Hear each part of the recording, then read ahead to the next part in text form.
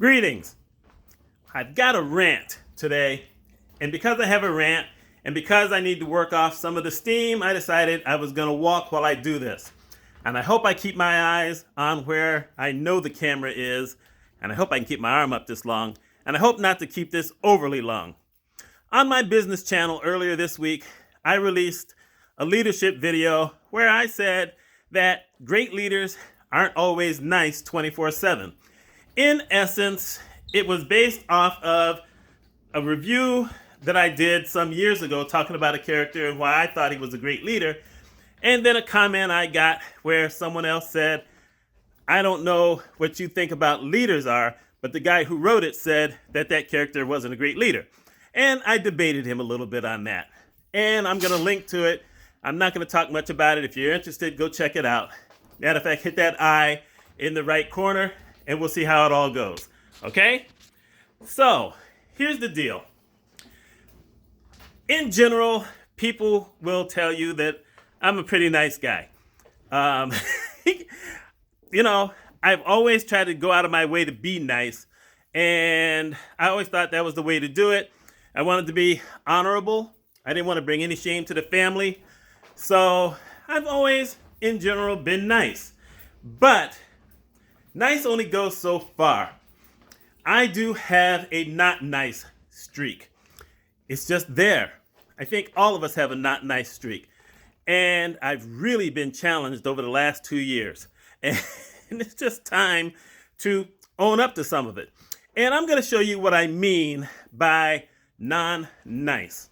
Earlier today, I read an article where there was another hospital in the United States that was attacked and is being held ransom.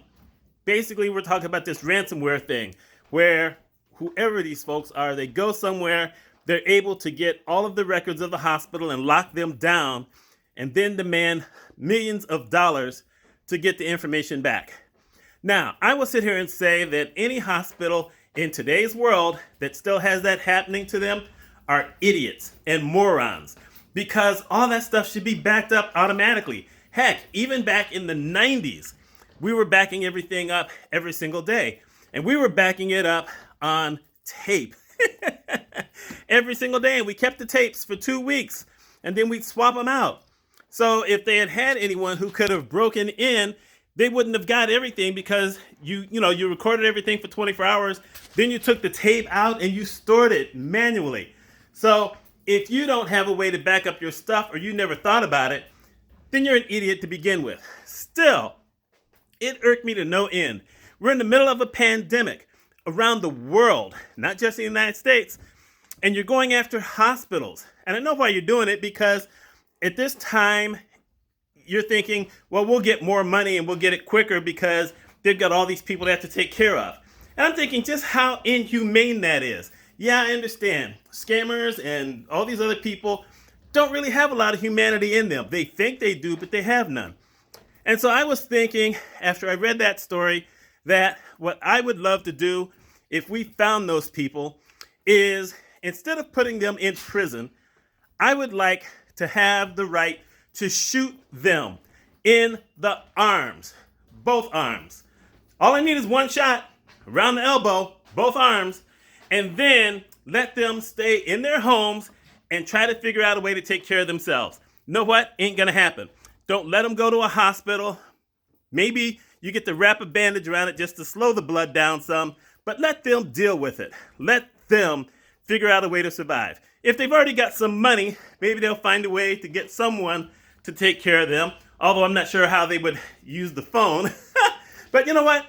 I tend to believe that sometimes there are just consequences that have to be taken for being mean and stupid like that. That's just how I feel. For instance, these people who don't believe in the virus that's going on right now, what are we up to now? 270? No, I'm sorry. How many millions of people? We've got millions of people who have come down with it. My next door neighbor came down with it. And then I found out today that someone I used to work with out of town, her and her family came down with it. And they had symptoms. At least my neighbors didn't have symptoms. But people are dying from this thing. And there are these idiots who don't believe that it exists. I mean, my goodness, some people are in the hospital with it saying, well, this has to be something else. You guys are making this up. Are you kidding? You know, if you want to believe the orange guy had it. You know he had it. And for him to come out and say, well, it's no big deal. Yeah, because you had the best healthcare in the world. They were able to use all kind of experimental stuff on you because of the position you held. You are not, I hate to say this, but you're not a regular person. Regular people don't have access to all that stuff. They just can't do it that way. And now, one of his lawyers, whose name I'm also not going to mention, I'll just call him Leaky Head Guy. Okay, now he's got it. And they're putting him in the hospital. And he's in his mid-70s also.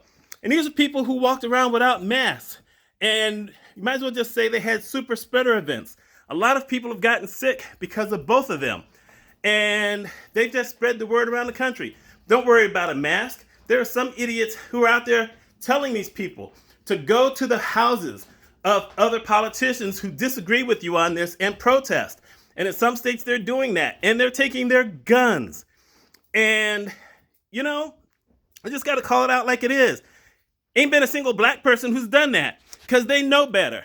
Because everyone in this country knows if that had been a black person outside the house with a gun, you'd have been dead. You just would have been dead. They wouldn't have even asked questions. Even if you had a license to carry in a state like Texas, you'd have been dead. So we already know that's fake. And I have gotten to the point now where I have two different wishes. One of them is really mean. The really mean one is that I hope that every person who believes that the COVID thing is fake and false, I hope their child gets it. And I hope their child gets really sick from it. I don't want them to die because I don't want children dying, but I want them to get really sick from it so that these idiots will say, oh my goodness, I should have taken better care. I should have done this for my child, because they're not doing it for their child. If you can't do it for yourself, you do it for your family. And if you're that stupid that you don't want to try to protect your family by wearing a mask, come on, a mask, then you're an idiot. You deserve everything. I hope your family members get it and you have to deal with it. Just like Wink Martindale, remember him back months ago where he said he believed it was fake? And then suddenly he found out the next day that his kid had it and he changed everything and said, I'm sorry I said that, everyone should wear a mask. Yeah, when it gets personal, most of y'all want to do that, don't you? Well, that's the first one. The second one, unfortunately, it's illegal. I wish it wasn't. But all these people who've been protesting about it, saying it's fake or whatever, I would love for some of those people to have to be dragged through an ICU in a hospital. And by the way, there's a ton of hospitals across the country. Almost every hospital, probably every hospital, has people in ICU, a bunch of them, who are on ventilators trying to survive because of COVID. I would love if they could take some of you people in there without a mask, with short sleeve shirts on, with shorts on, and have you walk through ICU and breathe the air that was in there. And you know what? Even in that area, you would probably be safer than being out on the street because everyone else would be wearing a mask. But I just want to see how many of these people would take them up on it.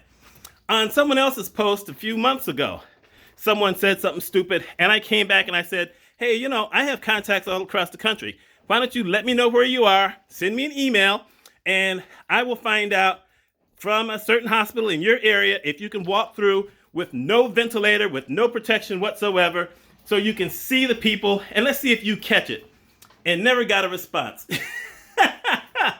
Because they weren't going to want to check it out anyway.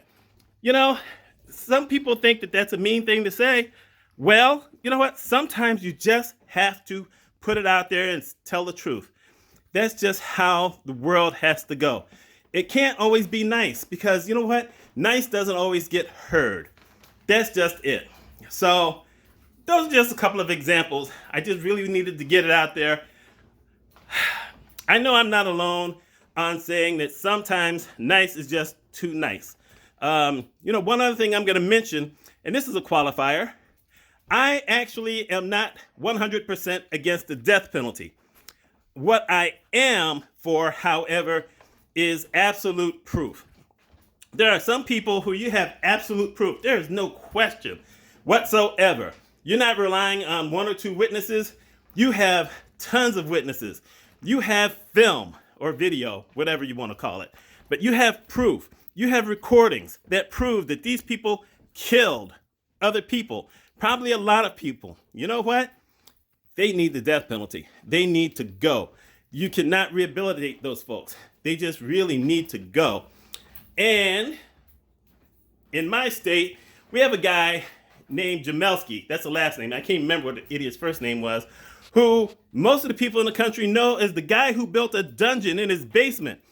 And he would, well, basically capture girls, kidnap girls, and keep them in the basement anywhere from 2 to 4 years and do stuff to them and just keep doing it. And his wife didn't even know. Somehow he was able to keep that secret. And they finally got him. And then he was crying and all this other kind of stuff. Like, what? What do you have to cry about? Look what you did. And I just found out this week that he comes up for parole.